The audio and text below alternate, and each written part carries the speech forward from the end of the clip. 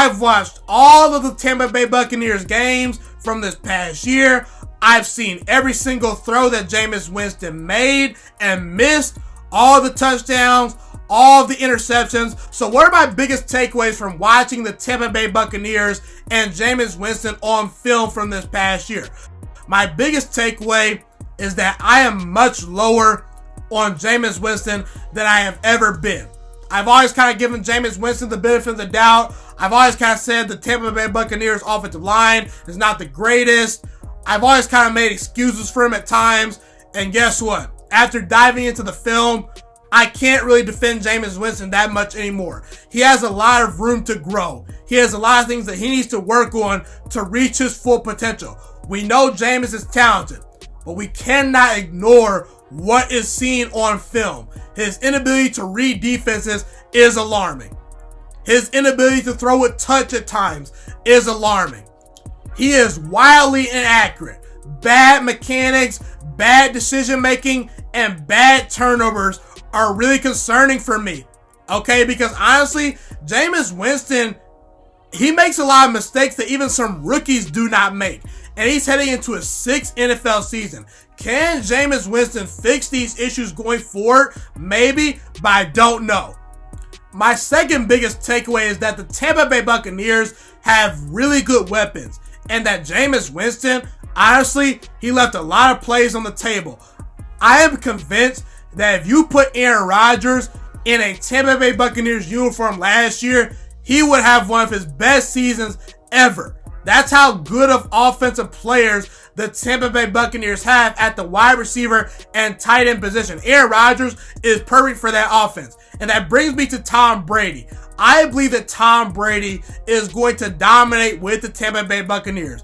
His attention to detail is something that Jameis Winston just lacks and does not have. His ability to find the open man consistently, his ability to be efficient and not turn the football over, his ability to read defenses, his ability to be surgical in the pocket will make the Tampa Bay Buccaneers so much better of a football team this upcoming season. And in reality, you can say all you want about Jameis Winston's numbers. I gotta say, I'm not that impressed because I think that a lot of quarterbacks could have done what Jameis Winston did, and a lot of them could have done better because Jameis Winston left a lot of plays to be desired on the football field. He missed a lot of throws, and it really hurt their offense last year. And my other takeaway is that Bruce Arians needs to make better adjustments. At times, Bruce Arians' play calling affected Jameis Winston and the Tampa Bay Buccaneers offense, particularly their offensive line.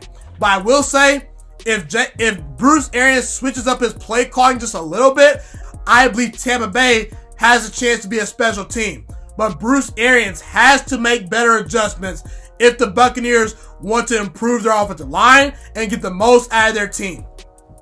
And I will say, I haven't given up on Jameis Winston quite yet. For as much as I bashed Jameis Winston in this film analysis video, he has talent. He has one of the best arms in the NFL. And I will admit that 5,000 yards and 30-plus touchdown passes, there's something to be desired right there. Jameis Winston landed in the perfect situation by signing with the New Orleans Saints to back up Drew Brees this season. I don't think that Drew Brees is going to return to the Saints next year. So after this year, if Jameis Winston is about that life, if he really works on his craft, I do believe that he's in a perfect situation to succeed with the Saints. And if Jameis Winston cannot make it work with Sean Payton and that offensive personnel that the Saints have, I'm convinced he will never succeed and reach his full potential. But I will say that Jameis Winston is a hard worker. And I will say he's pretty darn talented. So I will not rule out Jameis Winston becoming a great quarterback with the New Orleans Saints, but he has to fix his biggest issues in order to do so. And that is my biggest takeaway from watching Jameis Winston and the Tampa Bay Buccaneers on film from this past season. Thank you so much for watching this video today. Please also note that the Juiciest Sports Podcast is not just a YouTube channel. It is available on all podcasting platforms, including Spotify, Google Podcasts, iTunes, and Apple Podcasts. Also, if you enjoyed this video, be sure to like, comment, subscribe, and share this content with all your friends. This podcast is my favorite thing in the entire world right now. It is my passion. And I want more people to listen to this podcast. I really want this podcast to grow. Also, a fun fact about me is that I want to go into the sports broadcasting and media world once I graduate from the University of Toledo, a college in Northern Ohio. I currently am a freshman there right now. I am looking to become one of the next great sports broadcasters and analysts out in the world.